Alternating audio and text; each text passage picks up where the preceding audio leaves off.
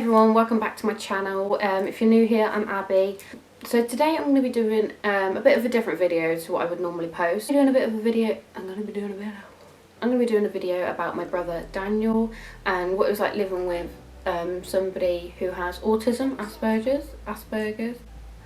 Yeah, it's not going to be a sad, dreary video about how we're coping, how we're dealing with life, or his struggles and all that stuff. It's going to be quite light-hearted. We're just going to talk about autism in general and how he deals with day-to-day life, how I help him deal with day-to-day life. I think I'll probably just give you a brief description of what autism is, because there might be people out there who genuinely don't have a clue what I'm on about, what autism is.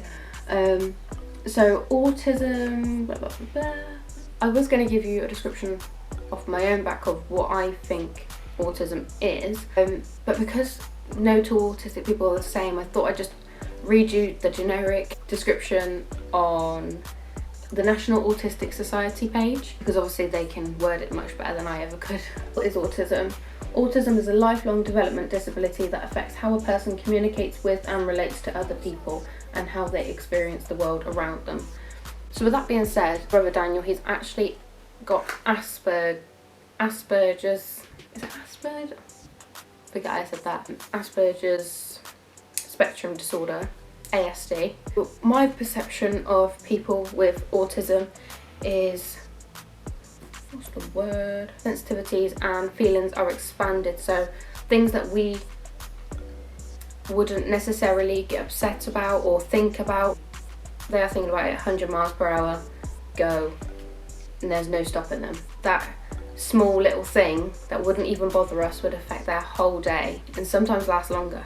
I also have a cousin who's autistic, and something that really stands out for me with her is if you make plans, if you said to her, we're going to McDonald's tomorrow, and then you feel sick and the next day you can't go to McDonald's, but you've already told you you're going to McDonald's, but game over.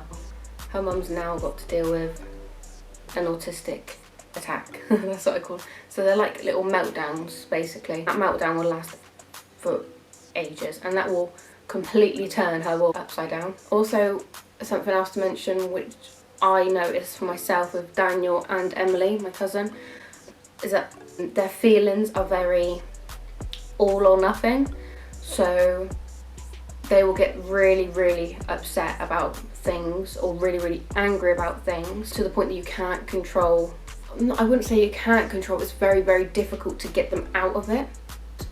The same being, they can have all these emotions, but then they can also have no emotions. What I mean by that is that things that they should have feelings for, like it's hard to explain. So with my cousin especially, autistic people, in my eyes, don't lie, or it's very difficult for them to lie.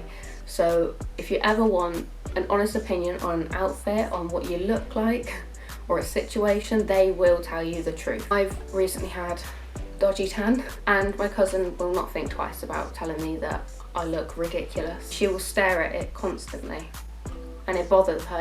You have to take her mind off. So it was a couple of days ago, she stayed at my house and she noticed the tan on my arm. But because she was so focused on it, she wouldn't talk to anyone else. No conversations could be had.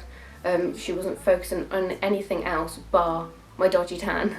So in order to get her out of that situation, I had to completely take her mind elsewhere. So we just had to go take her upstairs and wash her hands ready for dinner. But because we did something that took her mind off of it, it was completely fine. But yeah, trying to get them out of that stage is really difficult. And again, I'm just speaking from my point of view with my cousin and my brother. Other people may have things completely different, and that's the beauty of autism, it's completely different. A bit more about Daniel. So my brother Daniel is 19, we've just turned 19 actually. There's a 15-month age gap between us both, so we are very, very close in age, which is a good thing and a bad thing. Been ridiculously close. People think it's weird how close we are, just because of the fact that nothing's off limits with us. We will tell each other everything. We will do stupid things. I'll insert a clip of us dancing, which was on Daniel's birthday on the 15th of May, so not even long ago. It was a dance we made when we were really young, going to Park Dean holidays and stuff. I'll insert that here. But yeah, we have just been genuinely really close since forever. Like, we've just been best friends.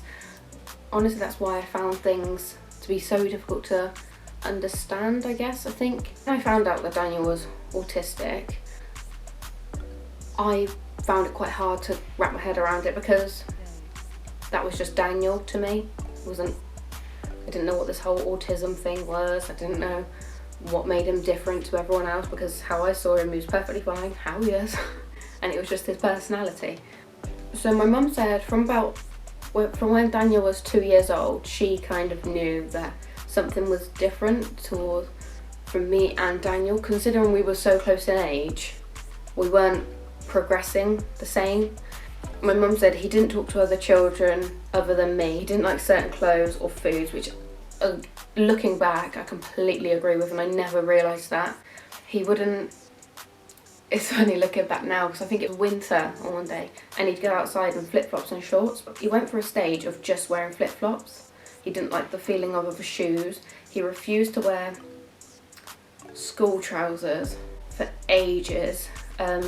We had to try and improvise and get him some chino fabric kind of school trousers, because he hated the feeling of them, so he wouldn't do that. He didn't wear socks for ages as well. But yeah, she said didn't like certain clothes or foods. He was very intelligent for his age. He had an awful temper. Now this is one of the things that sticks out to me the most. Daniel has always been very, how do I put this? He used to get to a point that he would be in such a meltdown that it was very hard to control him. And I remember once my mum having to sit on his lap to try and stop him from hitting. He was uncontrollable, like the Hulk went into my brother and just I mean, it's funny looking back now, but probably at the time my mum was thinking, how am I ever going to be able to cope with it? But yeah, temper is one thing that I remember a lot. Because we were so close in age, we used to argue a lot, like brother and sister bickers. But what I didn't realise is that our little bickers would affect him so badly. So having a little brother and sister squabble like you do would just completely send him into overdrive. Crazy. So yeah, he had an awful temper and he was uncontrollable, which I can definitely vouch for. I think, so being younger, so close, he also depended on me a lot, and I think probably looking back now, I didn't realise it at the time, but it probably affected me a lot more than I thought it did. Because I was taking on, like my mum does and did an incredible job with Daniel. She is honestly the most amazing person you could ever think of. Like how she's taken everything on is completely mental. But where me and Daniel were so close, he would confide in me with things he wouldn't tell mum and things he'd make me promise not to tell mum. That sounds bad, but if it was me and mum always had an agreement, if it was going to put Daniel in danger, then I'd have to break up mine and Daniel's promise. I'd have to tell her. But apart from that, if I knew that he was safe and that it was something that I could control, then I would just take on that responsibility, and I always have done, and that's never been a problem for me. A lot of you who are watching now might be like, well, that's your mum's job, not yours. Well, that's the choice I made. I made the choice to help out and support my brother wherever, whenever possible, because that's just what we did. That's just the bond that me and Daniel had and do have. That was all happening. Daniel was diagnosed with Asperger's. I can never say it. Asperger's. Can someone let me know? Asperger's. When he was 12, so he was in secondary school. My perspective of Daniel and school, he was amazing. as far as I can remember, he was intelligent, he got on with all the teachers, some of the teachers, the ones he wanted to get on with. He was building more friendships towards the end of school, I'd probably say, but at the same time it was never a fixed group of friends. He'd always have a friend, they'd do something very little, minor, and Daniel wouldn't speak to them ever again. And I don't think he'd care if I said that, but that is what happened. So it would be mostly me walking to school with him or walking home from school with him, because he's no longer talking to that person. But yeah, school in general, I don't personally think that Daniel got all the help and support that he deserved. I feel like it was very pushed aside. Like, he's not bad in school, he's not naughty in school, so it doesn't really affect school, which is not really fair considering he'd go to school. If a lesson was changed in school, it was cancelled, or there was a different teacher, there was a supply teacher, that's game over for Daniel. That's what they didn't understand. So he would bottle it in, he would keep all this stress, all this anxiety inside him, get home and be awful, not speak to my mum. There would be days where he would go home from school and lock himself in the bathroom, in his bedroom, under the covers, not talk to anyone, and nobody would know why, and nobody could get out what was wrong until the next day when mum has to call the school and say, did anything happen? And they'd be like, oh no, maybe Daniel's teacher for maths wasn't in, and he had a supply teacher. And that tiny little thing that most people wouldn't find a problem would be a massive problem to Daniel. I feel like, I don't know if it's that just one particular school, but I feel like there needs to be more education and acknowledgement of what autism is and how to deal with an deal with an autistic child, because they might not be misbehaving at school, but all those problems that they're having at school are now at home, and my mum can't speak to him, he's not going to sleep, he's doing this, that and the other, and it's just turned out to be an awful day, a problem. Luckily, I don't feel like Daniel was that bothered about... I know Daniel struggled with the whole thought of what is autism, why am I like this, and he kind of wants a cure for it, but I think what people need to understand is that there is no cure for autism, and that is just who they are. And I hate seeing that people feel like they need to have a cure for somebody in their family who's autistic, or themselves need a cure because they've got autism. I just think it's really sad, because it's not a bad thing. It's just who you are. And yeah, autism. I'm gonna talk about things that made me more aware of Daniel's autism. So Daniel had these obsessions with certain things. So when he was younger, I think it was probably Thomas the Tank Engine, and we had to watch every single program every single day.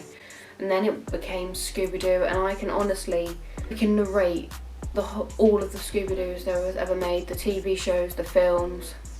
It's drilled into me, because we used to have to watch that all the time. As he got a bit older, I think Doctor Who was probably one of his biggest obsessions, one of the biggest that I've ever seen him have. Watched it religiously. If it was on, nobody could talk to him. And I can't tell you certain things, I don't want to embarrass him, he's still a human being, but he had to have routines when he watched his Doctor Who programmes. And that's all I'll say. I took a little bit of a break because my brain was a bit frazzled, so I can't really remember where I left off. So, also was obsessed with Disney Channel, and any of the programmes on there, 9 times out of 10 were American, I think.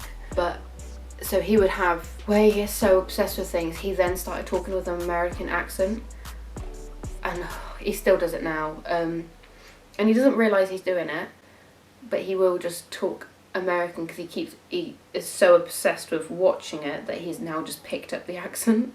He does, I think he used to do the door handle to check that it was locked. He'd have to do it, I think it was something stupid like push the door handle down 60 times to make sure it was locked. And go, he'd have to stand there and check the door 60 times, and he'll count. And if you talk to him while he's doing it, he'd have to start again. I've actually got a picture when we went to Gran Canaria. I put my deodorant, my hair clips, my tablets, my toothbrush and toothpaste all just in a pile. And he's arranged all my hair clips in a certain way. And I posted it on Facebook saying, oh, typical Daniel organising everything. And somebody commented saying, well, the hair grips are on the second row or the wrong way. It should be the other way. And Daniel commented saying, no, there's a reason for that and they're staying like that.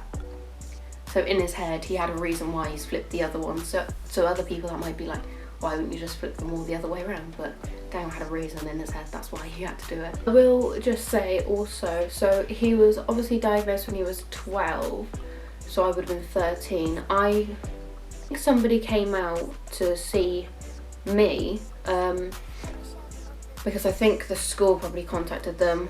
I'm not sure how it come about. It might have been my mum, it might have been the school, about Daniel being autistic, and that I was then a young carer for him because of all the responsibilities that I did.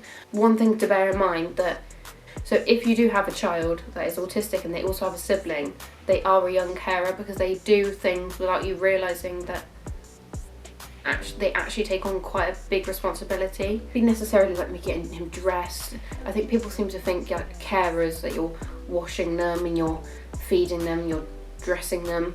I was more a young carer mentally, rather than physically, that I was his shoulder to cry on, basically. I was his vent. He would tell me everything and anything. And for somebody like a young teenager, for me that was quite overwhelming. I get that somebody with autism is a main priority, but at the same time, you do need to also, I don't know, this is my perspective, you also need to take into account that their siblings will be affected by it, because you do have to change your lifestyle whether you realise it or not. So I was registered as a young carer, and what that meant, basically, they gave me extra support. So I had a lady come out and she would take me to a restaurant. You basically get picked up by this lady, and she worked for the carers team, and she'd say, what do you want to do today? Do you want to just have a chat? Do you want to sit in a park? Do you want to go for a walk? Do you want to go to a restaurant? Do you want to go to the cinema? 9 times out of 10 I'd pick Ed Steiner. So we'd go there. Sometimes she'd do like a little questionnaire, and it would be, how are things at home? How are you coping out of 10? Is there anything you're struggling with? Just in general, are you really affected by it? Because a lot of people can be affected by it, like really bad. I think I was probably more affected by it than I actually thought I was, because you're taking on so much responsibility without even realising. So I think it was my mum who said that you're doing more things for your brother than the average sibling would, because I've now got this responsibility for a brother that I didn't ask for. That sounds really horrible, but as a child myself, I was doing things that children my age wouldn't be doing. And that is quite hard. I'm not going to turn it all around on me and say everything was so difficult for me, because it wasn't. Wouldn't change it for the world. That's Daniel is Daniel, and that's how he will always be to me. But I think it's also really important to make sure that other people are getting the support that they need. And that goes to parents as well. Like, just because they're your child, obviously you're going to be responsible for them. But there is support also if you need it. Don't think that you're alone with it all, and there's so many people going through it. So I actually follow on Facebook, I follow a page on there, and the page that I'm actually in is the UK Autism Spectrum Parent Support Group, and there's so many people on there. Problems, their stories, their meltdowns of the days, advice, so much stuff. I would really recommend having a look at on this Facebook page. It's where you can rant and you can rage about your day, and it's like a let off all your steam on there kind of thing, because it can get pretty tough, I can imagine, especially for a parent, because you're supposed to be the strong ones and you don't want to seem like you're struggling. Let's get a bit deep. So there's actually a PDF file of a book that this lady created about her 10-year-old with autism, and she sent it over, and honestly is so good, because I think, because like I said, every person with autism is completely different, it was nice to read her perspective on things also. So one thing, at the very beginning of it actually, it mentioned the invisible disability that causes so much misunderstanding. Like, he looks normal. That's such an important thing to mention, because so many people, I've had so many people say to me, well, your brother doesn't look autistic. He doesn't seem as bad as all the other people with autism. Like, I get that. Some people with autism will not speak. They're not verbal at all. And they find it hard to communicate with people. So in that way, I'm very grateful that Daniel is able to have conversations. But there are some parents that can't talk to their children because they just won't respond, or they don't have the verbal connection, right way to say. So I'm mostly talking about younger children and teenagers, but there are also grown adults with autism that may still have to live with their parents, who may still need full-time carers because they're not able to look after themselves. I understand that there are people worse off than my situation, Daniel's situation. I don't think you should ever compare. Everyone's autism is obviously different. It's hard to say. It's a difficult one to talk about. So, little things that I've realised Daniel was maybe different to me. I think when I was getting a bit older, I started to realise Daniel and me weren't the same. It could be little things, like he used to tie belts and his dressing gown ropes around his wardrobes, and for ages we didn't know why. He used to do that every single night without fail. He'd always say to my mum and me, if my mum wasn't there, night, love you, see you in the morning. He says night, love you, see you in the morning, and you have to repeat it back to him. Night, because it's night time. Love you, because he wants to know before he goes to bed that you love him. And see you in the morning, because it's a reassurance for him that he's going to see you in the morning. Nothing bad's going to happen in his sleep or anything like that. So it's like a safety thing. And he still does that now. And we don't even think about it. When I think he stayed at mine the other night and he said it, and it's just like a night, love you, see you in the morning. Yeah, night, love you, see you in the morning. It's like a routine that has literally become a routine. It's just something that always happens, always said. And he normally says it now. He used to say it a lot, but as far as I'm aware now, he only says it in situations where he's not as comfortable. So when he stayed at my house for the first time, or if he stays at my house, because I've now moved out, I guess he's not in his comfort zone anymore. He's not in his mum's house. So saying that here is like a reassurance for him. So I've now moved out with my boyfriend. We moved out together in November.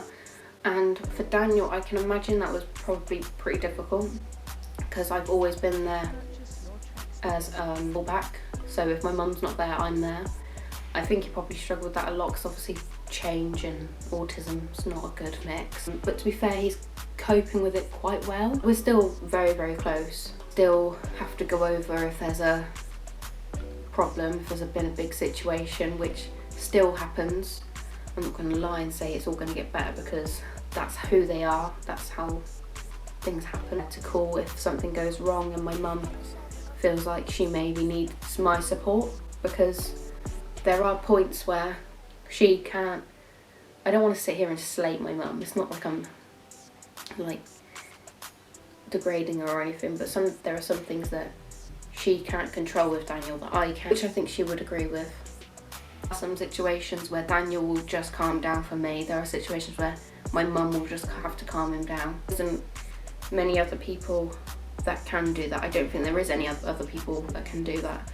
I think me and my mum are the only people who can help him. And that's what I think also is pretty scary, because Daniel's now at the age where he's 19 and he's doing things that 19-year-old boys would do. I don't know how to say it. He's not your normal 19-year-old boy. He still needs a lot of support. He still needs a lot of care. And then the other thing is alcohol. Well, I can't speak for everyone with autism and alcohol, but in my experience, when you think alcohol is a depressant and you've got an autistic person who their emotions are so magnified anyway, having a depressant on top of autism is just a bad mix. And it's difficult because at 19 years old, you want to go out and get drunk with your friends. That's what they do. They go to clubs, they go out till stupid times in the morning and they'll have a drink. But I think that's difficult because being autistic, and he probably is struggling with now because he wants to be like all the other teenage boys, girls going out having a drink. He can't do what they're doing in that way because it just ends badly. That's what's sad about autism, is that it does stop you from doing certain things that you would like to do, or you would like your child to do, or you'd like your brother or sister to do, because that's what everyone else is doing. But I think it's very difficult to step back and think, right, is this actually the best thing for me though? Is this okay for my health? Yeah, so I feel like I've just gone on a bit of a ramble. Maybe this isn't going to even make sense, or maybe nobody even cared. Everything's pretty good in general.